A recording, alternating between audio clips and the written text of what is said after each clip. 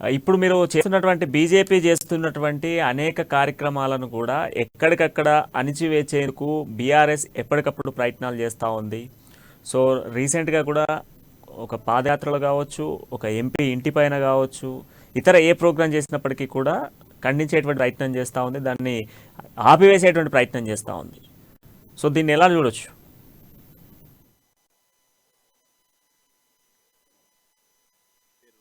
ఎంత అణిచివేస్తే తెలంగాణ అంత ఉద్యమం ఉధృతమవుతుంది.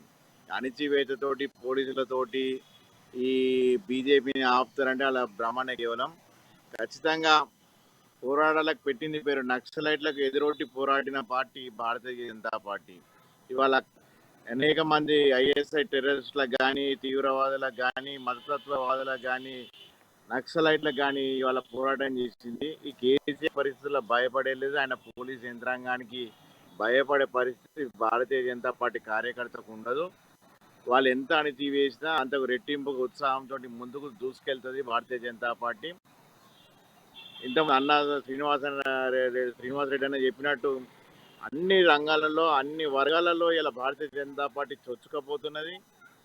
అందరినీ ఏకం చేసి ఈ రాష్ట్రంలో ఖచ్చితంగా భారతీయ జనతా పార్టీ ప్రభుత్వం ఏర్పడుతుంది. ప్రజలు కూడా ఎన్నికలు కానీ వేచి చూస్తున్నారు. ఈ పాలనను అంతమొందించిన ప్రజలు సిద్ధంగా ఉన్నారు. స్ట్రీట్ కార్నర్ మీటింగ్స్లో కానీ ఎక్కడ వెళ్ళినా కానీ ఇదే ఉత్సాహం ప్రజలలో కనపడుతున్నది. ఈ ఉత్సాహమే మాకు సంకేతం భారతీయ జనతా పార్టీ పట్ల రైట్ భాస్కర్, థ్యాంక్ యూ. సానుకూలంగా శ్రీనివాస్ రెడ్డి